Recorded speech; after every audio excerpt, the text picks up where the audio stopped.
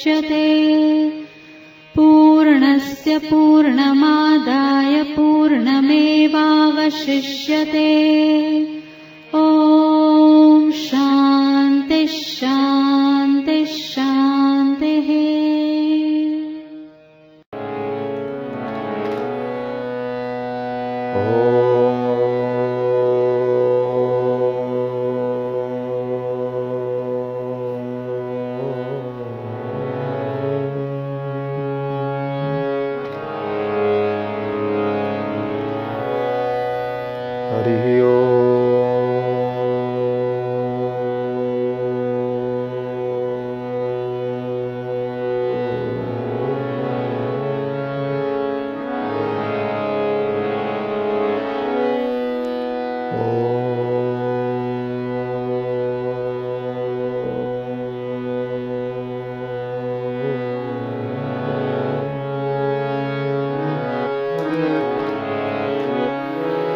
नमस्ते रुद्रमन्यव उतोत इखवे नमः। ओम शांति शांति शांति। भद्रं नो अपि वातयमनः। ओम शांति शांति शांति। आनन्दमानन्दकरं प्रसन्नं ज्ञानस्वरूपं निजभावयुक्तं योगीन्द्रमीड्यं भवरोगं श्री सद्गुरुं नित्यमहं नमामि। देवी प्रपन्नार्तिहरे प्रसीद प्रसीद मातर्जगतोऽखिलस्य प्रसीद विश्वेश्वरि पाहि विश्वं त्वमीश्वरी देवी चराचरस्य यं प्रव्रजन्तमनुपेतमपेतकृत्यं द्वैपायनो विरह कातर आजुहाव पुत्रेति तन्मयतया तरवो विनेदु तं सर्वभूतहृदयं मुनिमानतोऽस्मि सच्चिदानन्दरूपाय विश्वोत्पत्त्यादिहेतवे तापत्रय विनाशाय श्रीकृष्णाय वयं नमः। तापत्रय विनाशाय श्रीरामाय वयं नमः। आइए सभी लोग प्रेम पूर्वक भगवान के पावन नाम का गान करें। राधे कृष्ण कृष्ण कृष्ण राधे राधे।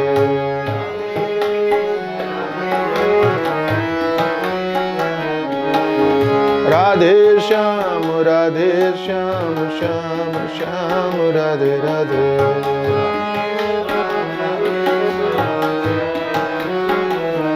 जय जय राधे कृष्ण कृष्ण कृष्ण राधे राधे।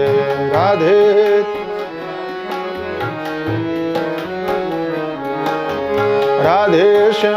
राधे श्याम श्याम श्याम राधे राधे।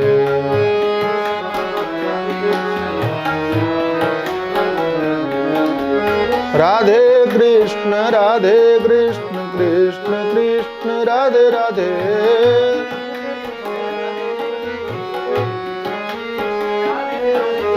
राधे श्याम श्याम श्याम राधे राधे।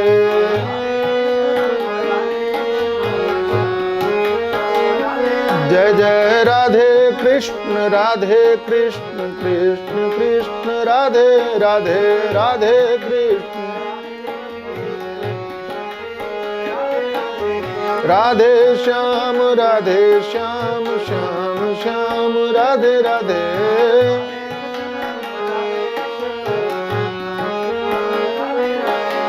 राधे कृष्ण कृष्ण कृष्ण राधे राधे राधे कृष्ण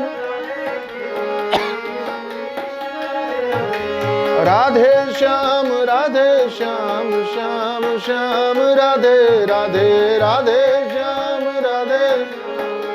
श्याम श्याम राधे राधे राधे कृष्ण कृष्ण कृष्ण राधे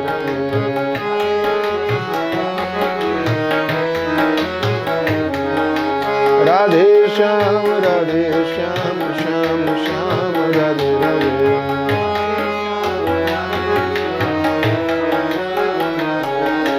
राधे राधे कृष्ण कृष्ण कृष्ण राधे राधे राधे कृष्ण राधे जय जय राधे श्याम श्याम राधे राधे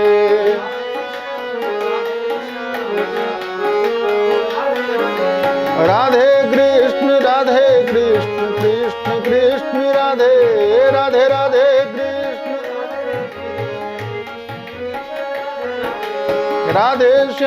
राधे श्याम श्याम राधे राधे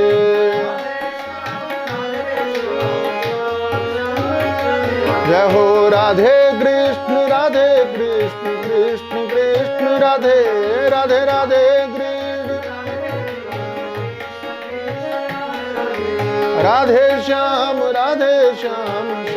श्याम राधे राधे श्याम राधे राधे राधे कृष्ण कृष्ण राधे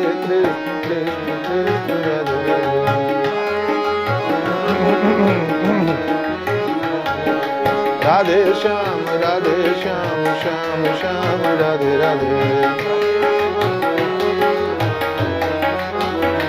जय जय राधे कृष्ण कृष्ण राधे राधे राधे कृष्ण राधे श्याम श्याम राधे राधे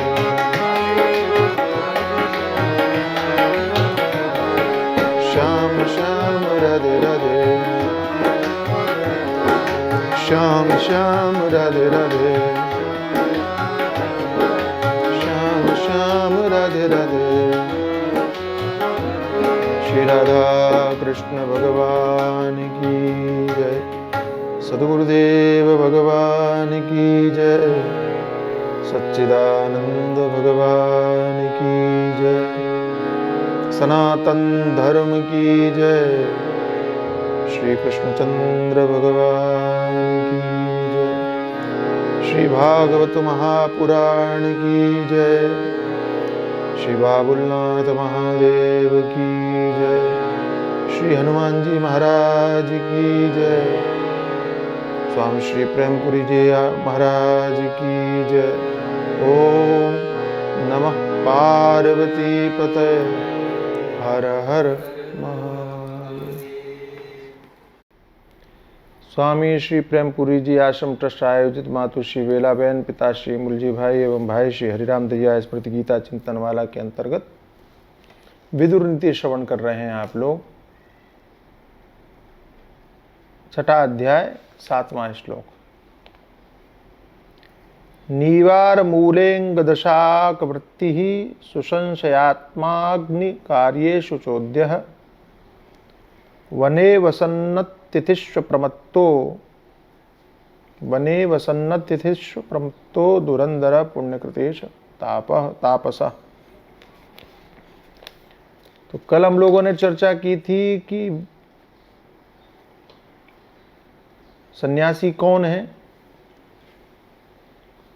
और आज विदुर नीति के द्वारा यह संकेत है कि वानप्रस्थी कौन है, तपस्वी कौन है। और मैं पुनः आपको कहता हूं कि जो कुछ भी जिस परिस्थिति में रहना उस जिसको आ गया वही तपस्वी है।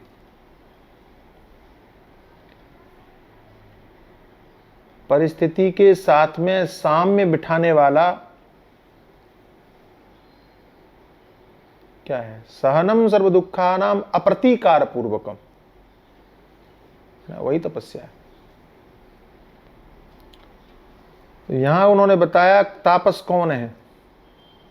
नीवार मूलेंगु दशाक वृत्ति ही। नीवार मतलब होता है जंगली चावल, जो करना नहीं पड़ता, अपने आप हो जाता है। और कंद मूल, जो भी जड़ मिल जाए खाने के लिए।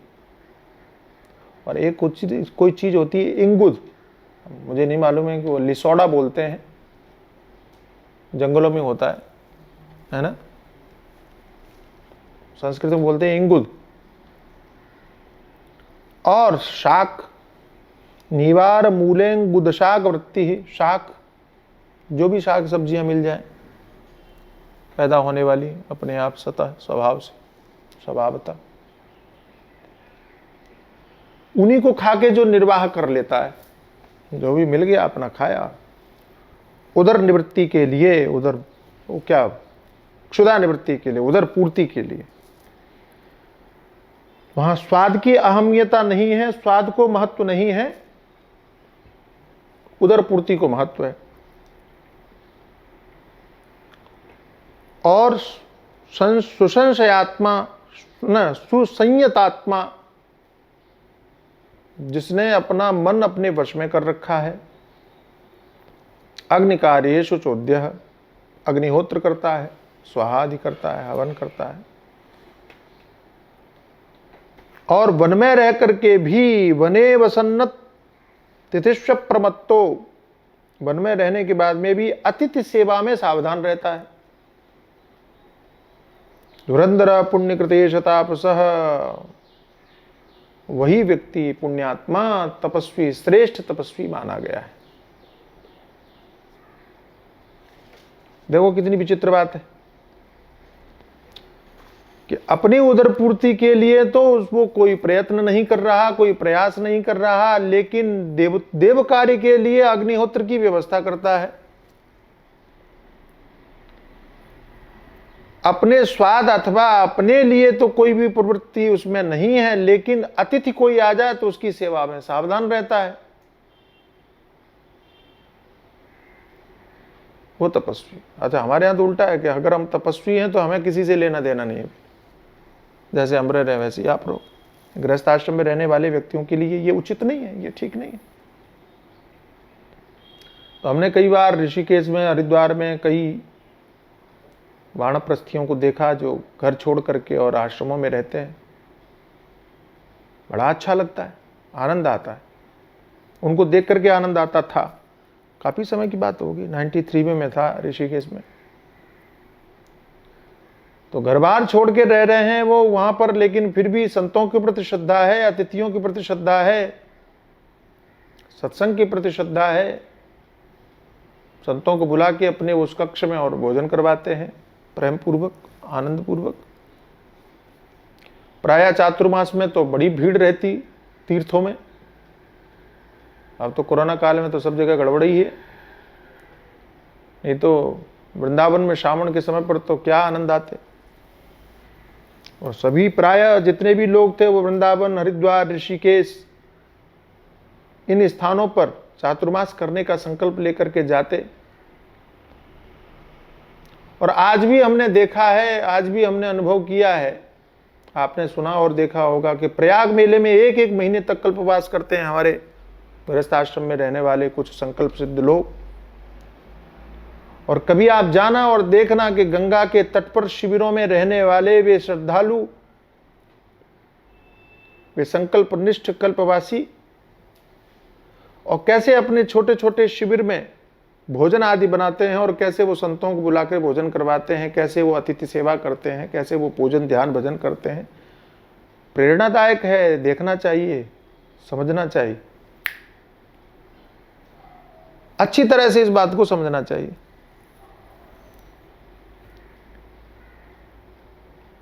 अपकृत्य बुद्धिमत्तो दूरस्थोस्मीति नाश्वसेत, दीर्घौ बुद्धिमत्तो बाहु याभ्याम हिंसते हिंसिता।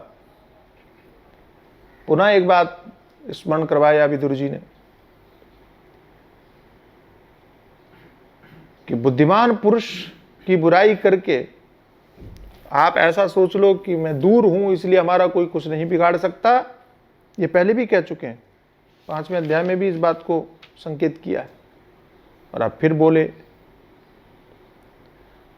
तो एक बात बड़ी बढ़िया कह दी, दीर्घो बुद्धिमतो बाहु याभ्याम हिंसति हिंसिता।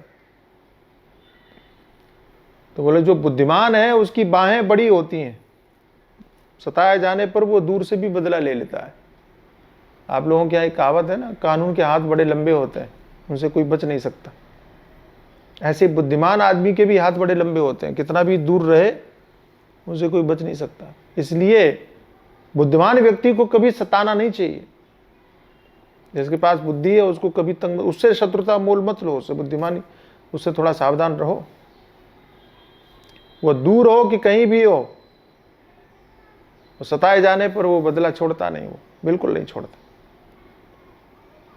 ये राजनीतिक लोगों के लिए, नीतिज्ञ लोगों के लिए ये बातें समझने लायक हैं, समझने योग्य हैं। राजाओं को समझना चाहिए विशेषकर।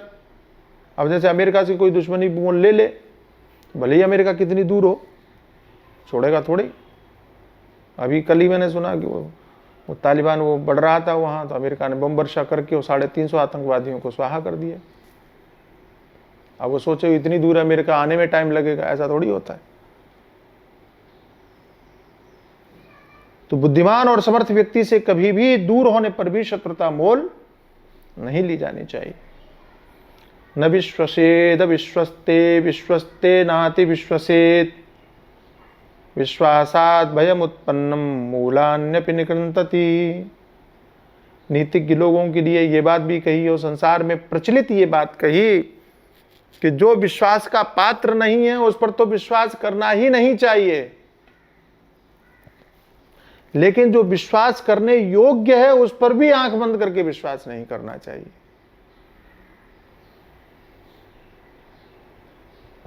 ये बात बड़ी अटपटी कही भाई विदुर जी ने।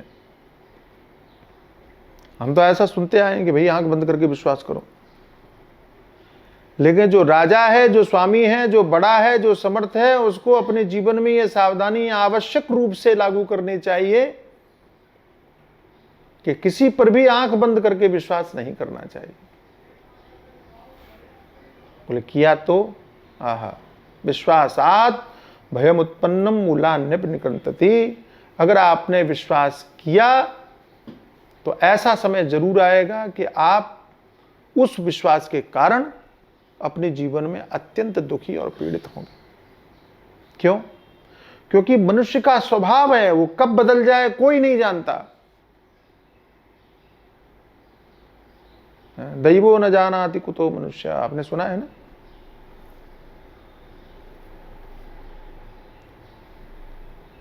तो मनुष्य का स्वभाव, मनुष्य का मन क्या सोचता है और मनुष्य के मन में क्या है कोई जानता नहीं है। वैसे तो ऐसा है, नृपस्य चित्तम पुरुषस्य भाग्यम, राजा का चित्त। अरे भाई राजा का चित्त छोड़ो, सामान्य व्यक्ति का भी चित्त समझ में नहीं आएगा सामने अंदर क्या सोच रहा है। और परिस्थिति के प्रतिकूल होने पर कब कौन बदल जाए, स्वार्थ के वशीभूत होकर कौन बदल जाए, कुछ नहीं कहा जा सकता। इसलिए क्या करना चाहिए? बोले विश्वास करने वाले, विश्वास करने योग्य व्यक्ति पर भी विश्वास नहीं करना चाहिए। अधिक एक सीमा रखनी चाहिए, एक दायरा रखना चाहिए। इतना विश्वास तो करो, इससे आगे नहीं। और अगर किया तो विश्वासात भयम उत्पन्नम, उस विश्वास के कारण ऐसी एक संकट की स्थिति उत्पन्न होगी कि जिससे निकलना आपके लिए भारी पड़ जाएगा। राजाओं को तो विशेष करके सावधान रहना चाहिए, राजनीति में तो विशेष करके। राजनीति में तो आपने, और विशेष करके आजकल की राजनीति में तो आपने देखा ही होगा कि जिसने आदमी को आगे बढ़ाया उसी को उसने नीचे दबाया। ये प्रायः हम लोग सुनते आते हैं राजनीति में। और राजनीति में ये मूल दोष जो आया वो मुगल काल के बाद में आया। वहाँ कोई निश्चिंतता नहीं थी, कब कौन आपका विरोधी हो जाए, कब कौन आपकी गर्दन उड़ा दे, कब कौन राजा बनने के बैठ जाए, कुछ पता ही नहीं चलता था। जो सबसे ज़्यादा विश्वसनीय वही मालूम पड़ा कि वो आपको हटा करके और बैठ जाए, मालूम ही नहीं पड़ता था। और उनका तो इतिहास ही ऐसा देखने में आया, ऐसे ही रहा। अरे भाई, जब बेटे ने अपने बाप को नहीं छोड़ा तो और किस पर कौन विश्वास करेगा, बोलो आप। औरंगजेब ने अपने बाप को ही बंद कर दिया। अब इससे भी ज्यादा कोई अविश्वासघात हो सकता है क्या? विश्वासघात हो सकता है क्या इससे भी अधिक? वो बेटे पर विश्वास न करता तो किस पर करता, सोचो। इसलिए सावधानी आवश्यक है। हमको लगता है कि संकेत कर रहे हैं धृतराष्ट्र को विदुर जी कि आप अपने बेटे पर जो आंख बंद करके विश्वास किए बैठे हो ना, ये आपके मूल का विनाश करने वाला हो जाएगा। और आपने तो उस पर विश्वास कर लिया जिस पर करना ही नहीं चाहिए। ये तो पूरा समूल नष्ट कर देगा आपको, और वही हुआ, कर दिया। महाभारत पढ़ के देखो, या महाभारत आपने टीवी में भी देखी होगी, क्या बचा? अंधे धृतराष्ट्र के जीवन में आंसुओं के अलावा कुछ नहीं बचा। और मुझे बड़ी पीड़ा होती है कहते हुए, सोचता भी हूं तो बड़ा विचित्र लगता है कि गांधारी जीवन भर आंखें बंद करी रही, क्या मिला? सारी तपस्या निरर्थक हो गई, व्यर्थ हो गई, खत्म हो गई। गलत व्यक्ति का साथ और गलत व्यक्ति के रहने पर आपके जीवन की कमाई हुई संपत्ति भी ऐसे ही व्यर्थ चली जाती है। कोई कुछ नहीं मिला, खत्म, सब खत्म। जीवन भर आंख बंद करके तपस्या की और अंत में उस तपस्या को और दुर्योधन को क्या बोलते हैं, कहा कि तुम्हारे शरीर को वज्र बना देंगे, और फिर भी सार्थक नहीं हो, खत्म। क्योंकि दुष्ट आदमी का साथ दे रहे हैं आप, गलत व्यक्ति का साथ दे रहे हैं। और गलत व्यक्ति के साथ देने पर आपकी सिद्धियां, आपकी शक्तियां भी ऐसे ही निरर्थक सिद्ध होती हैं।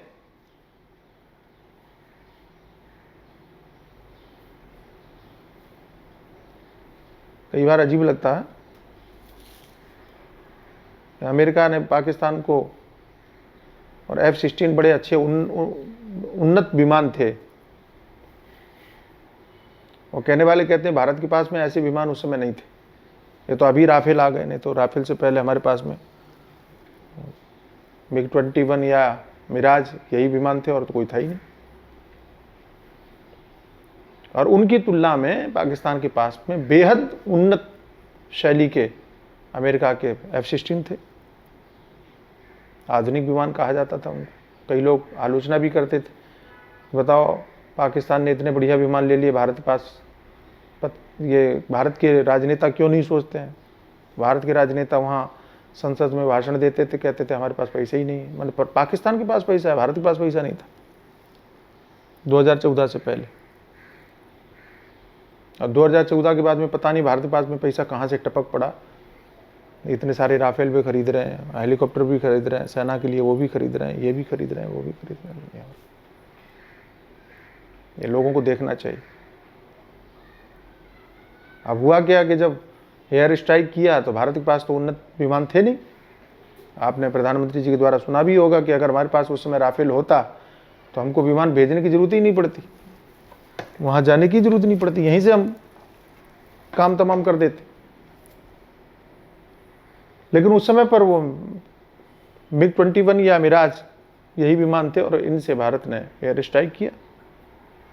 तो आपने सुना होगा और पढ़ा होगा कि उन विमानों का पीछा करते हुए F-16, जो कि अमेरिका की उन्नत शैली के विमान है, आधुनिक विमान है, उन्होंने पीछा किया, लेकिन वो भी पल्ले नहीं पड़ा। और आप आश्चर्य करोगे कि भारत के MiG-21 अथवा मिराज ने, जो कि पुरानी शैली के रशियन विमान थे, उन्होंने F-16 को गिरा दिया। ये अमेरिका के लिए भी झटके वाली बात थी, और सारी दुनिया के लिए। और तब मुझे ये नीति समझ में आती है, तब मुझे धर्म समझ में आता है कि जब आप गलत व्यक्ति की सहायता करते हो ना, तो आपकी शक्ति भी निरर्थक होती है। ऐसी बांग्लादेश के युद्ध में और अमेरिका ने अपना बेड़ा भेजा था, लेकिन फिर भी क्या तमाशा हुआ सबको पता है, सब जानते हैं। इसलिए गलत व्यक्ति के साथ में कभी खड़े मत रहो, गलत व्यक्ति का साथ कभी मत दो। जिस पर विश्वास नहीं करने योग्य उस पर तो कभी करो ही मत। विश्वास करने योग्य व्यक्ति पर भी एक सीमा तक विश्वास करो। आप अलर्ट रहो, हमेशा सजग रहो। और वही परिणाम कौरवों के साथ हुआ, वही परिणाम गांधारी के साथ हुआ। सारी शक्ति निरर्थक चली गई, कुछ नहीं। धृतराष्ट्र भी कम बलवान नहीं था। महाभारत में पढ़ना कि अंत में वो भीम को गले लगा करके मारना चाहते हैं। हद देखो आप, यह है पतन की पराकाष्ठा कि विदुर नीति सुन लिया, महाभारत का परिणाम देख लिया, पता चल गया कि कौरव मर गए, सब खत्म हो गया, और उसके बाद में भी द्वेष, इसी को बोलते हैं द्वेष निष्ठा, इसी को बोलते हैं राग द्वेष की स्थिति में ग्रसित हुआ पुरुष अपने विवेक को खो बैठता है। ये देखिए आप, जानता है कि भगवान कृष्ण साथ में, और फिर भी अपनी दुर्बुद्धि का प्रयोग करते हुए वो मारना चाहता है। आदमी पाप से प्रवृत्त जल्दी नहीं होता, वो निवृत्त जल्दी नहीं, पाप से निवृत्त नहीं होता। पाप की प्रवृत्ति व्यक्ति को ऐसा जकड़ लेती है कि सारे परिणाम देखने के बाद भी व्यक्ति उनसे छुटकारा पा नहीं पाता है। धृतराष्ट्र को इतनी समझ नहीं थी, इतना ज्ञान की बातें सुन रहा है, इतनी बातें पूछ रहा है, इतनी समझदारी की बातें दिखा रहा है, और जानता है कि भगवान कृष्ण कौन है, भगवान कृष्ण कितने समर्थ हैं, जानता है कि उन्हीं की दृष्टि से भगवान की कृपा और भगवान के सानिध्य से ही पांडव विजयी हुए, ये भी समझता है। और उसके बाद में भी भीम, तुमसे मिलने की बड़ी इच्छा है, आ जाइए। वो तो भगवान की कृपा कहिए कि भगवान जानते थे ऐसे ही होगा, तो उन्होंने वो लोहे का पुतला बना करके आगे बढ़ा दिया, तो उसको दबा दिया उसको। इतना वीर यह है।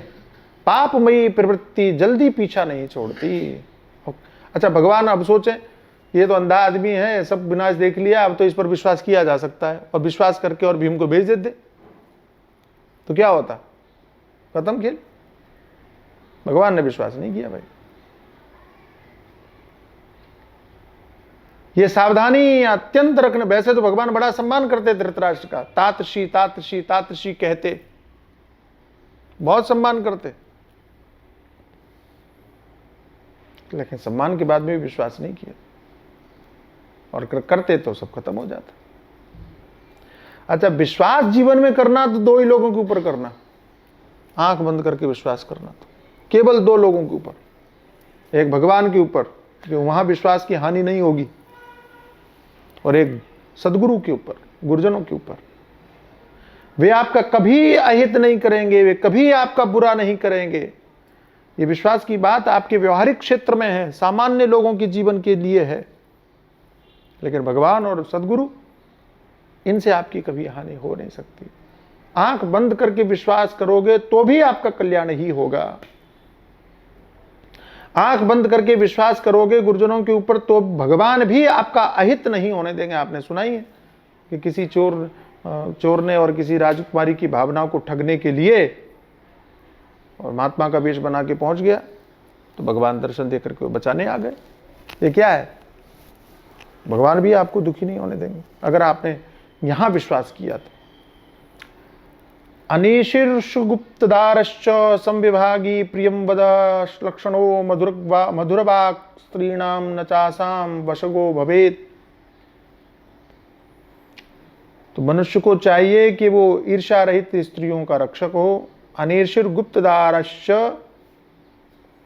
संविभागी प्रियं, संपत्ति का विभाग करने वाला हो, न्यायपूर्वक विवाद करने वाला हो, संविभागी, और प्रियं वद, प्रियवादी हो। लक्षणों मधुरवाक् स्त्रीणाम, स्वच्छ और स्त्रियों के पास में मधुर वाणी बोलने वाला हो, मीठे वचन बोलने वाला हो, परंतु उनके वश में कभी ना हो। तो आप ईर्ष्या रहित स्त्रियों की रक्षक हों, मतलब सीधी सी बात है, दुष्ट स्त्रियों की नहीं, आतंकवादी स्त्रियों की नहीं, देशद्रोही स्त्रियों की नहीं, उनकी रक्षा करने जिम्मेदारी हमारी नहीं। लेकिन जो धर्मशील स्त्रियां हैं, जो सामान्य रूप में स्त्रियां हैं, उनकी रक्षा करना मनुष्य का कर्तव्य है। जहां संपत्ति के विभाग की बात आए तो उस मनुष्य को चाहिए कि वो न्यायपूर्वक विभाजन करे, स्वार्थ बुद्धि से ग्रसित होकर के विभाजन में कहीं पर भी भेदभाव नहीं करना चाहिए, बंटवारे में भेदभाव नहीं कर, बराबर न्यायपूर्वक जैसी जिसकी व्यवस्था थी उसके अनुसार। और मनुष्य को चाहिए कि वो प्रियवादी हो, ऐसा बोले जो लोगों को अच्छा लगे, मधुर बोले, मधुर भी और अनुकूल भी,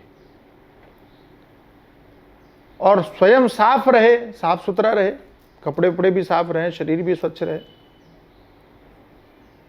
और स्त्रियों के पास में तो भैया कभी कटु वचन न बोले, सदैव मधुर वचन बोलने वाला हो, मीठे वचन बोलने वाला हो।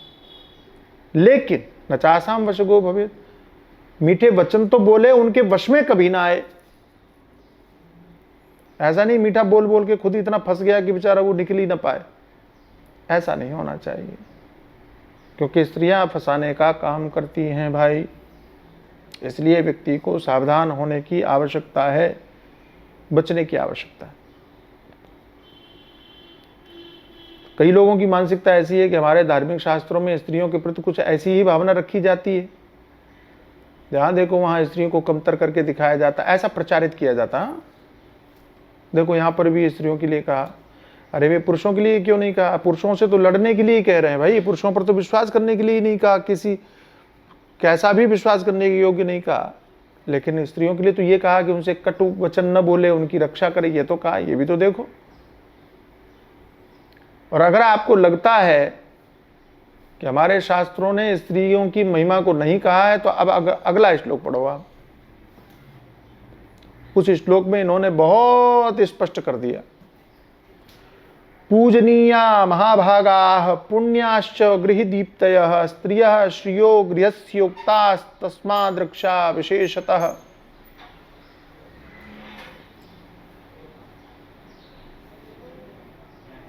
और मैं आपसे निवेदन करता हूं कि जहां जहां जब जब जो जो व्यक्ति हमारे धर्मशास्त्रों में स्त्रियों के अपमान और अनादर की बात खोज करके भ्रम फैलाने का काम करते हैं, उनको ये श्लोक उनके मुंह पर चिपकाना चाहिए। उनको दिखाना चाहिए कि हमारे शास्त्र ऋषियों के विषय में कैसी भावना रखते हैं और क्या बताते हैं। हालांकि हमारे अनेक शास्त्रों ने इससे पूर्व भी, पहले भी स्त्रियों की महानता का उल्लेख किया है। महाराजा मनु ने यत्र नार्यस्तु पूज्यन्ते रमन्ते तत्र देवता, ये स्पष्ट रूप से घोषणा की है।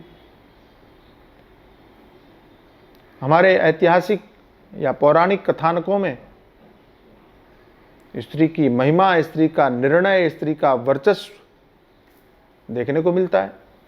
श्री जानकी जी को महाराजा दशरथ रोकते हैं, माता कौशल्या रोकती हैं, स्वयं भगवान श्री राम भी कहते हैं कि आप यहीं रहो, लेकिन फिर भी वे निर्णय करते हैं कि नहीं, हम साथ जाएंगे। ये क्या है? आप कल्पना कर सकते हैं कि जहां स्त्री को गुलाम करके रखा जाता हो, वहां कोई स्त्री अपने मन से ऐसा निर्णय करे और उसकी कोई स्वीकृति देगा? वनगमन का निर्णय श्री जानकी जी का और उनका वन में जाना ये सिद्ध करता है कि स्त्रियों को हमारे यहाँ कभी भी कमतर नहीं आंका गया, उनको अपने जीवन का निर्णय करने का संपूर्ण स्वतंत्र अधिकार था। ये देखने में आता है और प्रकट है।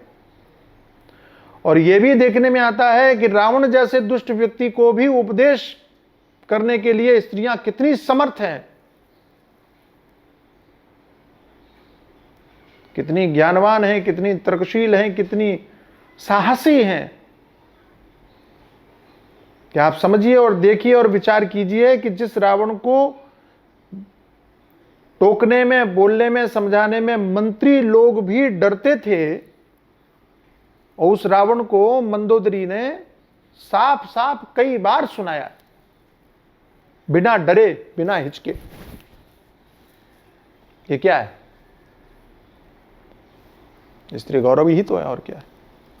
और ये स्त्री गौरव नहीं तो और आप क्या कहोगे कि सैकड़ों राजाओं में राजा बैठे हुए हैं और उनमें से एक को चुनने का अधिकार एक स्त्री को दे दिया कि तुम चुन लो कौन पसंद है।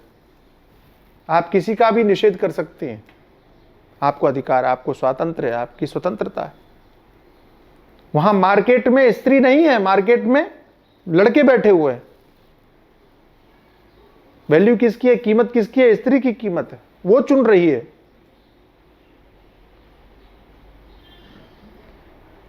और ये हमारे यहां ही है, कहीं अन्य देखने में नहीं मिलता ये बात।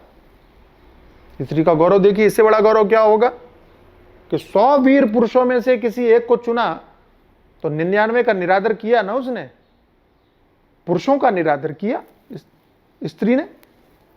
उसने योग्य नहीं समझा उनको। ये क्या है? स्त्री की सशक्त भूमिका। आपको आज के जमाने में भी इतनी सशक्त भूमिका स्त्री की नहीं मिलेगी जितना हमारे काल में थी। लोग कहते हैं पढ़ी लिखी, अरे भाई जब पढ़ी लिखी नहीं होती थी, स्त्रियां पढ़ने का अधिकार नहीं था, तो मंदोदरी को ज्ञान कहां से आया रावण को देने के लिए? अगर स्त्रियां पढ़ी लिखी नहीं होती तो महाराजा दशरथ को कौशल्या कैसे समझा रही हैं, उपदेश कैसे दे रही हैं? अगर स्त्रियां पढ़ी लिखी नहीं होती थी तो कैसे अनुसुईया माता और सीता जी को उपदेश कर रही हैं? ऐसे अनेकानेक उदाहरण हमारे यहां पड़े हुए हैं। सब विदुषी हैं, सब विद्वान हैं, सबको पूछने का अधिकार है। द्रौपदी पितामह भीष्म से पूछने का अधिकार रखती हैं, बड़ी सभा में पूछने का अधिकार रखती हैं, बोलने का अधिकार रखती हैं, बताने का अधिकार रखती हैं। और यहां देखो, पूजनीया महाभागा पुण्याश्च गृह दीप्तयः। स्त्रियां कैसी हैं? बोले पूजने योग्य हैं। महाभागा भाग्यशाली हैं, सौभाग्यशाली नहीं है। पुण्याश गृह दीप्तयः, और घर की शोभा है। स्त्री है तो घर की शोभा है, स्त्री नहीं है तो घर कहते हैं बोले वो पता नहीं क्या बोलते हैं उसको, खंडहर दिखाई पड़ता है। हमने ऐसे घर देखे। मैं यहाँ मुंबई में शुरू में आया था कि एक सज्जन के घर पे गया, उन्हीं क्या रहने लगा, तो कोई स्त्री थी नहीं, ऐसा लगता था जैसे जानवरों के बीच में रह रहे, गंदा वंदा पता नहीं कैसा।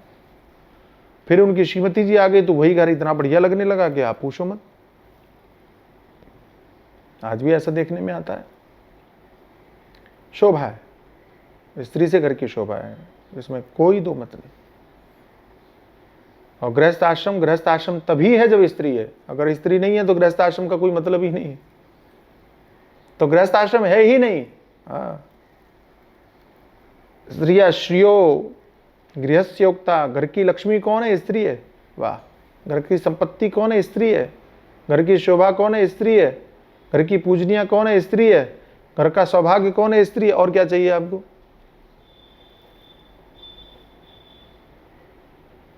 इतने विशेषण, इतनी महत्ता, इतनी महिमा आप दुनिया में किसी भी संप्रदाय में, किसी भी मत में, किसी भी पंथ में, किसी भी परंपरा में, विश्व की किसी परंपरा में स्त्रियों के लिए ऐसे शब्द पढ़ करके दिखा दो आप हमको, है ही नहीं कहीं। इसलिए तस्माद रक्षा विशेषतः, इसलिए स्त्रियों की रक्षा विशेष रूप से करनी चाहिए। इनको बचाने का प्रयत्न विशेष रूप से करना चाहिए। स्त्रियों का अनादर नहीं होना चाहिए, स्त्रियों की तो पूजा होनी चाहिए। हमारे यहाँ स्त्रियों की पूजा के विधान भी हैं, स्त्रियों के सम्मान के विधान भी हैं। अब नवरात्रियों में हम कन्याओं की पूजा करते हैं कि नहीं करते? कोई ऐसा त्योहार नहीं आता कि जहां हम पुरुषों की पूजा करते हो लाइन में बिठा के, कि भाई ये त्योहार पुरुषों को समर्पित है, कि शिवरात्रि के दिन और 11 लड़कों को बिठा के और पूजा की जाएगी। ऐसा कभी सुना है? लड़कों ने कौन सा पाप किया भैया, वो देवता नहीं बन पाते?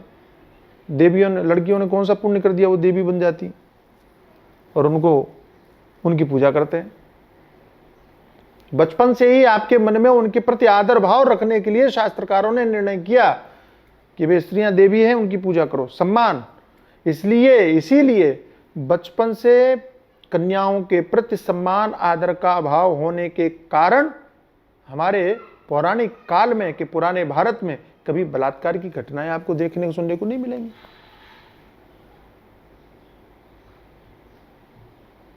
एक भी बलात्कार का चरित्र कहीं सुनने पढ़ने को नहीं मिलता है।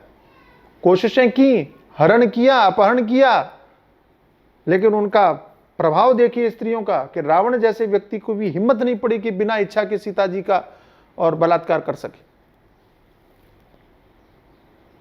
हरण करके ले गया, लेकिन बिना अनुमति के वो विवाह नहीं कर सकता था, शापित थे।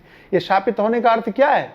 कि स्त्रियों का सम्मान है। ये शापित होने का अर्थ ये है कि दुष्ट से दुष्ट व्यक्ति भी उनका सामना नहीं कर सकता, उनकी इच्छा के प्रतिकूल होकर के और कोई ऐसा नहीं व्यवहार कर सकता।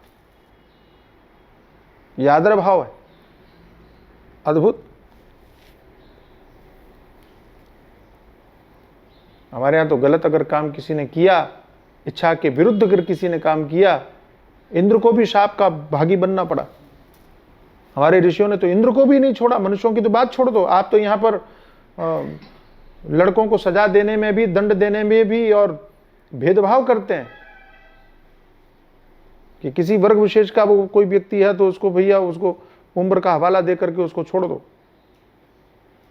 और राजनीति की इतनी दुरावस्था की कल्पना नहीं की जा सकती कि बलात्कारी पुरुष को, चूंकि वो वर्ग विशेष का है इसलिए उसको 10,000 रुपये और सिलाई की मशीन दे रहे हैं पुरस्कार में। बताइए, शर्म नहीं आती इन लोगों को। हमारे यहां का विधान कि इंद्र भी दोषी पाए गए तो उनको भी शाप दिया गया, और शापित हुए इंद्र, और किसी को नहीं छोड़ा। जयद्रथ ने गड़बड़ करने की कोशिश की, उसको भी दंडित किया गया अर्जुन के द्वारा। स्त्रियां घर की लक्ष्मी कही गई हैं, और सही में लक्ष्मी है, वास्तव में लक्ष्मी है। आज मैं सुन रहा था एक बात कि आप कभी ध्यान देना कि आदमी सोच सोच करके कहीं पैसा रख दे तो स्त्रियां ढूंढ लेती हैं। घर में कहीं छुपाने की कोशिश करे, मिल जाएगा, महिलाओं को मिल जाता है। महिलाओं से आदमी पैसा छिपा नहीं सकता है ना, और स्त्रियां छुपा के रख दें, आदमी ढूंढ नहीं सकता। घर वही है। अब इसमें कितनी सच्चाई है तो आप ही लोग जानते होंगे भैया, आप लोगों के यहाँ स्त्रियां हैं, आपको पता होगा। लेकिन हमारे पंडित जी हैं, कह रहे थे नोटबंदी हुई स्वामी जी, और उनकी पत्नी वो अनपढ़ हैं, बिल्कुल कुछ नहीं जानती हैं, वो कुछ नहीं पता है उनको, कहते हैं ऐसा बोलते हैं। और है भी सीधी सादी गांव की पुरानी महिला है, पढ़ी लिखी है नहीं। वो कहते हैं नोटबंदी हुई स्वामी जी, हमको लगता था हमारे घर में तो कुछ नहीं निकलेगा। तो कहते हैं श्रीमती जी आ गई 2 लाख रुपए लेके कि पंडित जी ये नोट बदलवा लो। मैं दंग रह गया, भाई इनके पास में पैसा कहाँ से आ गया। हम तो सोचते थे हमारे घर पे तो कुछ पैसा है ही नहीं, हम तो ऐसे ही जीवन जी रहे हैं। यहाँ कथा किया, वहाँ प्रवचन किया, वहाँ स्वाध्याय किया, वहाँ पूजा करवाया, थोड़ी दक्षिणा आ गई, घर में खर्चा निकल गया। एक साथ में 2 लाख रुपए कहाँ से आ गए भाई, जबकि हर काम के लिए तो हमसे पैसा मांगती रहती कि पैसा दो तब तो ये काम हो। ये स्त्रियां वाकई लक्ष्मी स्वरूपा कही गई हैं भाई। ये जहाँ रहती है वहाँ शोभा रहती। स्त्रियां होनी चाहिए, लेकिन हाँ स्त्रियां, औरत नहीं होनी चाहिए, स्त्रियां होनी चाहिए, लेडीज नहीं होना चाहिए। और स्त्री जो है वो लक्ष्मी स्वरूपा है। अब लेडीज औरत का मैं जानता नहीं वो क्या है। शूर्पणखा जैसी स्त्रियां भी होती हैं, ये लेडीज होती हैं, या यूं कहिए औरतें होती हैं, तो ये सोने की लंका को बर्बाद करने का काम करती हैं। और स्त्रियां होती हैं जो कि शोभा बढ़ाने का काम करती हैं, घर की शोभा है। पितुरंता पुरम दद्यान मातुर्दद्यान महानसम गोशुचात्म समम दद्यात् स्वयमेव कृष्ण व्रजेत। एक व्यवस्था नीतिकारों ने और बना दी है। विदुर जी कहते हैं पितुरंतः पुरम, पिता को अंतःपुर की दायित्व देना चाहिए, अंतःपुर का दायित्व देना चाहिए, कार्य सौंप देना चाहिए। अंदर की रक्षा करना आपका दायित्व पिता के ऊपर। मातुर्दद्यान महानसम, माता को रसोई का दायित्व दे देना चाहिए। भोजनालय में आपका कार्यभार है, आप देखो, आपकी व्यवस्था के, आपकी दृष्टि के अंतर्गत होना चाहिए। और गोशुचात्म समम दद्यात्। वाह। और गौओं की सेवा करनी हो तो अपने समान, अपने जैसा कोई व्यक्ति नियुक्त करना चाहिए। और कृषि का काम करना हो, खेती करना हो तो स्वयं करना चाहिए। ऐसी व्यवस्था कर दी। वो अपनी निगरानी में रखना चाहिए, अपनी दृष्टि में रखना चाहिए। इस प्रकार से कार्य विभाजन होगा तो घर में कभी दिक्कत नहीं आएगी, कठिनाई नहीं आएगी। और ये विश्लेषण इसलिए आवश्यक हो जाता है कि हम लोग घरों में रहते हुए, पहले तो खैर सामूहिक परिवार थे इसलिए व्यवस्था ऐसी बन भी जाती थी। अब अभी कार्यभार की दृष्टि से हम या तो हम सब कुछ खुद ही करना चाहते हैं या फिर हम किसी एक व्यक्ति के ऊपर डालना चाहते हैं। कार्य विभाजन हम नहीं कर पाते हैं, इसलिए भी दुखी होते हैं, इसलिए भी परेशान होते हैं। अगर एक एक जिम्मेदारी, एक एक दायित्व तो सब निर्वाह करने लग जाएं तो कठिन कार्य भी, बड़ा कार्य भी सहजतापूर्वक संपन्न हो सकता है।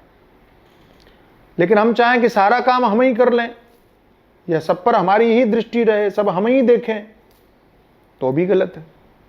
या सारा काम एक ही आदमी के ऊपर डाल दें तो भी गलत है।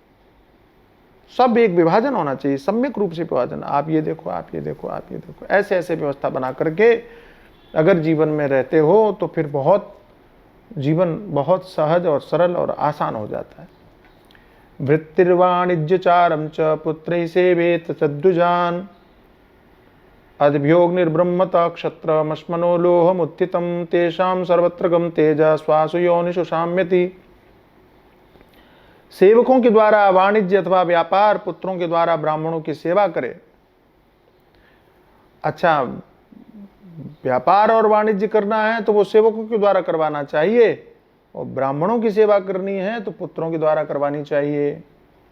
हम लोग उल्टा करते हैं, व्यापार अगर देखना है तो वो पुत्रों के द्वारा दिखवाते हैं, और सेवा करवानी है वहां नौकर भेज देते हैं। तो हमारे दिमाग में, हमारे मन मस्तिष्क में ये विचार होना चाहिए कि हम किस कार्य को महत्व दे रहे हैं, महत्ता दे रहे हैं। हमारे ग्वालियर में एक डॉक्टर साहब हैं, बड़े अच्छे हैं, बहुत अच्छे डॉक्टर, और बड़े डॉक्टर हैं, बड़े प्रसिद्ध डॉक्टर हैं भाई, एशिया में बड़े प्रसिद्ध डॉक्टर हैं। और मैं देख के बड़ा आनंदित हुआ कि उन्होंने घर पे भोजन के लिए आमंत्रित किया हम लोगों को। हम गए। अब तो पारिवारिक जैसे हो गए, वो बिल्कुल भोजन करने के लिए गए तो मैं देख के चकित रह गया कि वो स्वयं भोजन परोस रहे। हम लोगों ने कहा, बोले नहीं स्वामी जी, ये सौभाग्य कहाँ मिलता है, संतों की सेवा करने का सौभाग्य, ब्राह्मणों की सेवा करने का सौभाग्य कहाँ मिलता है। अपने हाथ से भोजन परोस करके उन्होंने सभी को भोजन करवाया, तृप्त किया। और यही भाव, यही भावना होनी चाहिए कि जब संतों की सेवा करने का अवसर आए, ब्राह्मणों की सेवा करने का अवसर आए, तो आप और आपके परिवार के सदस्य ही वो सेवा करें। नौकरों के द्वारा उनकी सेवा मत करवाओ। व्यापार के काम में, कि दुनिया के काम में, बिजनेस के काम में नौकरों का उपयोग करो, सेवकों का उपयोग करो, कोई आपत्ति नहीं। लेकिन ब्राह्मण और पूज्य संतों का सम्मान और आदर और भोजन आदि करवाना हो, सेवा करवानी हो, तो स्वयं आगे बढ़ करके या अपने पुत्रों के साथ में ही इस दायित्व का निर्वाह करना चाहिए। और अभ्योग निर्ब्रह्मता क्षत्रम अश्मनो लोहम उत्थितम। जल से अग्नि, ब्राह्मण से क्षत्रिय और पत्थर से लोहा पैदा हुआ है, तो इनका तेज सर्वत्र व्याप्त होने पर भी अपने उपस्थित स्थान में शांत हो जाता है। तो जल से अग्नि पैदा हुआ है, कायदे से देखा जाए तो अग्नि से जल पैदा हुआ। लेकिन अगर प्रत्यक्ष में देखा जाए, आज विज्ञान क्या कहता है, पानी से ही आग निकाल रहा है ना, बिजली निकाल रहा है ना, जल से। तो इसीलिए जल से अग्नि और ब्राह्मण से क्षत्रिय, क्षत्रियों की उत्पत्ति हुई। तो क्रम देखेंगे तो आपको समझ में आएगा, पता चलेगा। पत्थर से लोहा पैदा हुआ है, तो भले ही अग्नि तेजवान हो, भले ही ये कोई भी तेजवान हो, इनका जो तेज है, अग्नि का, क्षत्रिय का, लोहे का, ये अपनी अपनी उत्पत्ति स्थान में जाते हैं तो उनका तेज शांत हो जाता है। जैसे कि आग लगी हो, पानी में जाएगा तो शांत हो जाएगी। ऐसे क्षत्रिय का तेज भी ब्राह्मण के सामने शांत हो जाएगा।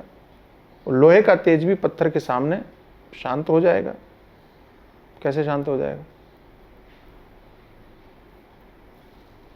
लोहे का तेज भी शांत हो जाएगा भाई पत्थर के सामने। आप पत्थर पर तलवार चलाओगे तो क्या होगा? कुंठित हो जाएगा, क्योंकि मूल वही है। और पर्वतों को क्या लोहे काटेगा? मतलब एक तलवार से काटने के लिए जाओ तो क्या होगा? तो मूल तो वही है, स्रोत वही है। और कठोर पत्थर का क्या बिगड़ेगा? कट करके भी पत्थर का क्या बिगड़ेगा? लेकिन लोहे का सब कुछ बिगड़ जाएगा। ये तो बात है। और इस पर विश्लेषण करेंगे, विचार करेंगे, आगे देखेंगे। हरिओम तत्सत, हरिओम तत्सत।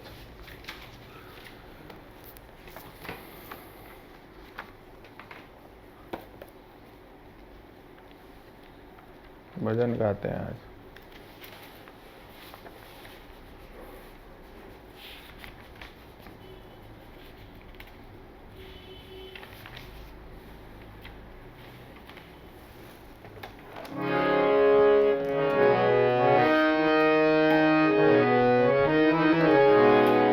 भगवान तुम्हें मैं खत लिखती पर पता मुझे मालूम नहीं। भगवान तुम्हें मैं खत लिखती पर, भगवान तुम्हें मैं खत लिखती पर पता मुझे मालूम नहीं।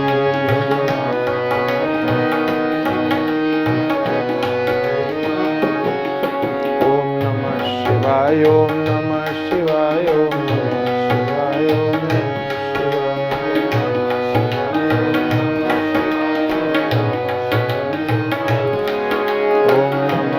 शिवाय, ओम नमः शिवाय, ओम नमः शिवाय, ओम नमः शिवाय।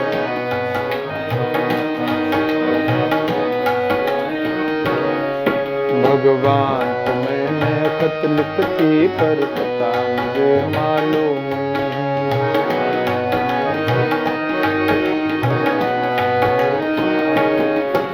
सूरज से पूछा बार बार,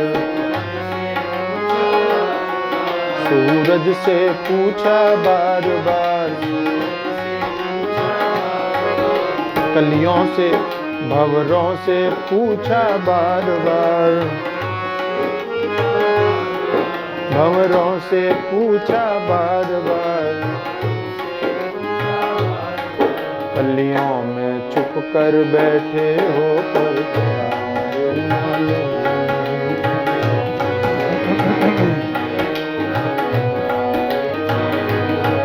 कलियों में छुप कर बैठे हो पर पता मुझे मालूम नहीं।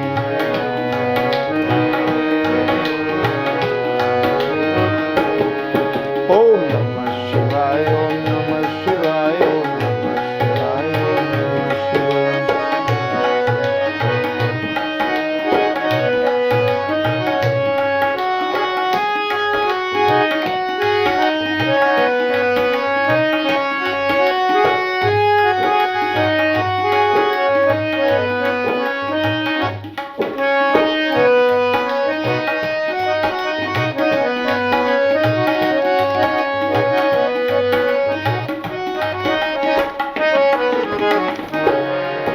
पंडित से पूछा बार बार, पंडित से पूछा बार बार, योगी से पूछा बार बार, योगी से पूछा बार बार, संतों में छुप कर बैठे हो पर पता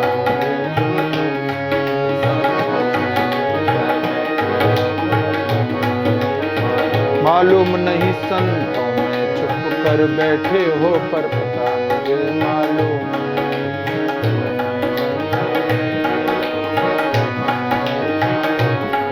भगवान तुम्हें खत लिखती पर पता मुझे मालूम नहीं।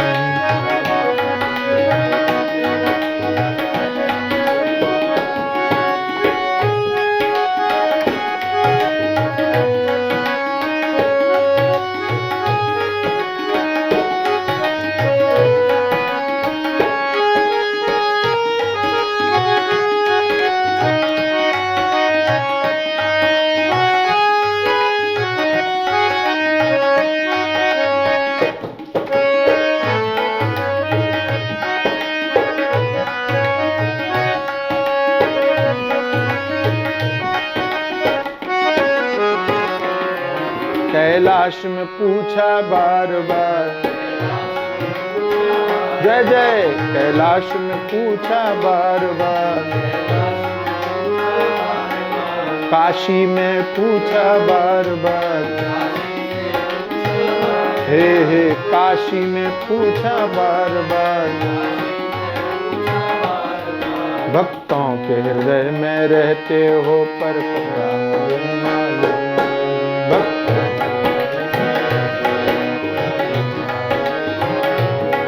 भक्तों के हृदय में रहते हो पर पता मुझे मालूम।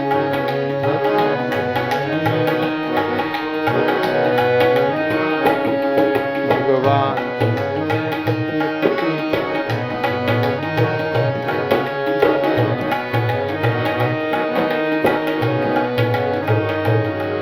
ओम नमः शिवाय, ओम नमः शिवाय, ओम नमः शिवाय, ओम नमः शिवाय, नमः शिवाय, ओम नमः शिवाय, ओम नमः शिवाय, ओम नमः शिवाय, जय हो नमः शिवाय, ओम नमः शिवाय, शिवाय भगवान तुम्हें कत्ल पर भगवान